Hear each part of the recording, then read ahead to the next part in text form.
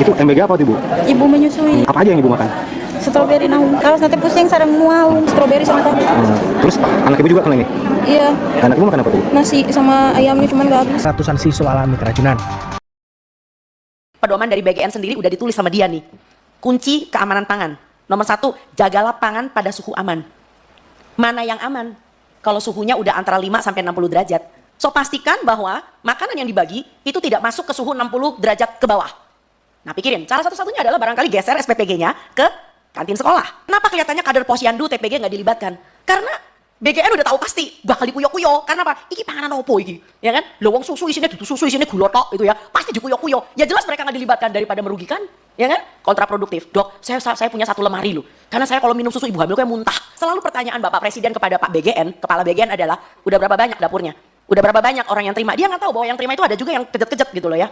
Pelaku usaha, wah iki gonge gitu. Nah, si pelaku usaha sebetulnya bisa kita libatkan, jangan salah. Saya main nama pelaku usaha, tapi tolong BGN atau MBG jangan dijadikan etalase jualannya dia.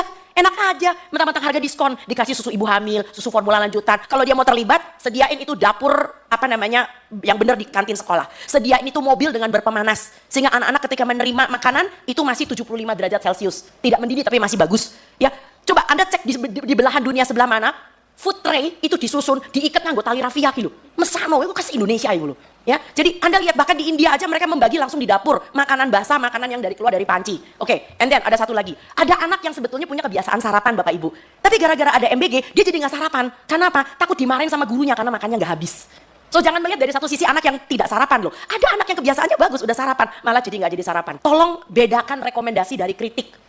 Saya pengen pemerintah kita itu dengar ini rekomendasi karena kita semua sayang bangsa ini. Kita cinta bangsa Indonesia, apapun warna kulit kita, apapun bentuk mata kita. Kita adalah orang Indonesia. Tapi tolong, semua yang sifatnya ingin mendukung dengan suatu ide-ide tertentu, jangan dianggap sebagai kritik. Jadi berasanya kayak the super body yang selalu benar. Itu sebabnya kenapa mereka tidak melibatkan posyandu, tidak melibatkan TPG, tidak melibatkan dan sebagainya. Bicara tadi masih mengatakan tentang UPF yang masih bisa diterima. Barangkali saus tomat masih bisa diterima kali ya. Kecap masih bisa diterima kali ya. Ya, tapi bukan yang namanya saus tiram masih bisa lah dikit-dikit lah ya. Itu kan UPF juga. Tetapi tolong jangan biskuit, jangan roti kemasan. Dan tadi menarik bahwa salah seorang yang mengatakan bahwa Indonesia itu kekurangan makan sayur dan buah. Bapak Ibu, dari survei Kesehatan Republik Indonesia 2024, Anda tahu jumlah orang Indonesia berapa persen yang kurang makan sayur dan buah? Saya sebutin angkanya biar kejut-kejut. 96,5%. Ini adalah tanah air yang kaya. Varian sayur dan buah terbanyak di seluruh daerah tropis ada di negeri ini. Tapi Anda bikin anak-anak Anda makan bakmi, anak-anak Anda makan spaghetti, requestnya adalah burger. This does not make sense at all. Kami di sini semuanya dengan senang hati ingin membantu, karena kita adalah bagian dari rakyat Indonesia. Dari menu itu siap sampai dikonsumsi, biasanya sarana kurang dari 1 sampai 2 jam. Kalau lebih dari itu ya udah kontaminasi. Sebenarnya sebelum ada MBG, sektor pendidikan kita itu ada banyak sekali masalah, dan kedatangan MBG ya masalahnya tambah plus-plus ya. Kita kolek data lagi ternyata sudah nambah 1092 kasus ya. Itu peningkatannya bisa kelihatan, pernah turun juga. Itu di bulan Juni turun karena memang sekolah bulan Juni Juli itu masih SPMB atau PPDB ya. Sehingga angkanya kecil. Tapi begitu sekolah sudah masuk, bulan Juli masuk, kemudian Agustus SPPG dan September ini digeber MBG-nya, maka naiknya angkanya gila-gilaan ya, ribuan ya. Saya tidak tahu kalau kejadian semacam ini apakah sudah ada indikator ini KLB ya. Kejadian luar biasa ini, peningkatannya itu sangat tajam sekali ya. Ada 5 provinsi dengan jumlah kasus keracunan terbanyak di Indonesia. Di Jabar itu ada 2000-an, DIY 1000-an, Jateng 700-an, Bengkulu 500-an, dan Sulteng 400-an gitu ya. Nah, dari report card yang kami sebar di ada 20 provinsi. Ini yang sudah lapor ke kami, ke JPPI pusat ini, itu sudah ada 18 provinsi. Sehingga kami bisa ambil kesimpulan bahwa sebenarnya kasus keracunan ini tidak hanya di satu titik, tapi nyebar di seluruh kabupaten, nyebar di hampir seluruh provinsi gitu. Karena itu kami juga ambil kesimpulan, kalau kasusnya hanya di Garut, mungkin SPPG Garut yang bermasalah. Kalau yang bermasalah di wilayah DIY, mungkin di sana yang bermasalah. Tim MBG di DIY yang bermasalah. Tapi kalau sudah nyebar ke hampir semua provinsi, menurut kami kok ini bukan soal kesalahan teknis, lebih ke sistem yang diterapkan oleh BGN yang tadi kawan-kawan dari GKIA dan CISDI mendetailkan. Ternyata ada problem sistem soal SOP, soal aturan, soal menu yang kacau balau tadi itu. Sehingga ini harus diselesaikan di level pusat, tidak hanya di stop di level SPPG-nya gitu. Jadi guru ini tidak dilibatkan sama sekali. Tiba-tiba kedatangan menu makanan yang banyak, lalu guru suruh ngitung tampannya ada berapa, rantangnya ada berapa, lalu suruh distribusikan.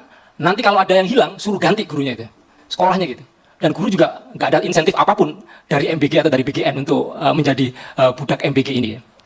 Kemudian kalau ada keracunan di beberapa sekolah, itu teken MOU dengan SPPG, yang tanggung jawab adalah sekolah. Bahkan kemarin juga viral, ternyata di madrasah juga ada banyak kasus yang tanggung jawab tidak sekolah, tidak madrasah, tapi orang tuanya sendiri. Banyak sekali kawan-kawan kami melaporkan, ini tiba-tiba kok tim ses kemarin pada menguasai dapur. Tiba-tiba ada pejabat pemerintah menguasai dapur. Tiba-tiba ada anggota dewan, ada laporan, suara-suara dari masyarakat. Ini karena tadi disebutkan kawan-kawan CISDI, memang benar investasinya kan besar. Jadi banyak anggota dewan yang invest di situ. Sementara UMKM yang di sekitaran sekolah, warteg-warteg dan seterusnya, mereka banyak gulung tikar. Karena ini mereka biasanya jajan lalu nggak jajan. Yang ketiga, ini juga sama tadi dengan kawan-kawan CISDI, ternyata pemerintah daerah, terutama dinas pendidikan dan dinas kesehatan, sama sekali nggak tahu. Sehingga ketika mereka diminta tanggung jawab, loh gimana, ngobrol aja nggak pernah.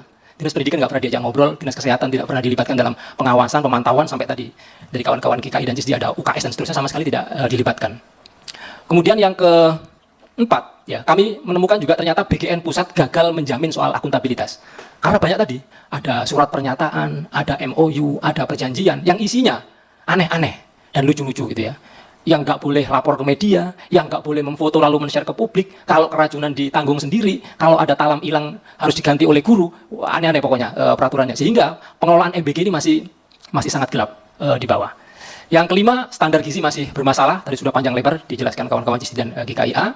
Kemudian yang keenam, hak dan nyawa anak terancam. Jelas ini.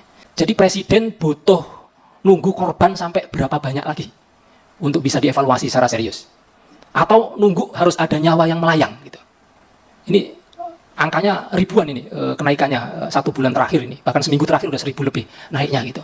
Jadi orang tua, kemudian anak-anak, kemudian wali murid ingin ini ada yang dibenerin, ada yang dievaluasi. Terutama yang sekolahannya sudah pernah kasus keracunan, anak-anaknya pernah dibawa ke IGD dan seterusnya, mereka trauma, sangat trauma, nggak mau. Orang tuanya juga keberatan, pada datang ke sekolah nggak mau makan MBG karena takut keracunan lagi gitu. Jadi ini sangat penting ya. Presiden, BGN jangan main-main dengan nyawa anak. Pendidikan kita masih banyak masalah dan MBG ini nambah masalah. Dan kesimpulan kami memang MBG ini sangat menyita, ada banyak sekali kebutuhan dasar pendidikan kita yang belum terpenuhi gara-gara MBG malah porak-poranda ya. Sehingga ketika MBG menggerogoti dana pendidikan, yang pertama jelas putusan Mahkamah Konstitusi tentang sekolah tanpa dipungut biaya itu mangkrak. Mau dibiayai dari mana? Orang 30% udah disunat oleh MBG ini gitu. Pasti mangkrak. Kemudian yang kedua, kondisi saat ini per 2025 lebih dari 60% sekolah dasar kita itu kondisinya rusak. Jadi mau sekolah itu atapnya bolong ya. Bahkan mau dikirimi sama TV, kira-kira dicolokin di mana itu? Kalau 60% lebih itu rusak gitu ya. Apalagi digerogoti sama MBG ini. Kemudian yang ketiga, kami juga punya masalah serius ya. Selain ada 4,2 juta anak-anak Indonesia yang nggak bisa sekolah, ada jutaan pula guru-guru kita ini yang belum tersertifikasi. Padahal menurut Undang-Undang Guru, mestinya 2015 ya, 10 tahun setelah Undang-Undang Guru itu disahkan, semua guru semuanya sudah certified semuanya. Tapi sekarang sudah mundur 20 tahun. Kenapa? Ya karena anggaran pendidikannya kocar-kacir. Apalagi tahun depan dimakan oleh MBG gitu ya. Jadi masih ada jutaan guru yang uncertified. Yang keempat, pemerintah punya wajib belajar 13 tahun. Kemarin Kemendikbud mengajukan 52 triliun untuk ini, tapi nyatanya cuma dikasih 400 miliar. Dan yang terakhir, ya tunjangan profesi guru dan ASN juga tidak bisa ditunaikan. Jadi MBG ini yang menggerogoti dana pendidikan ini membuat petaka baru di sektor pendidikan.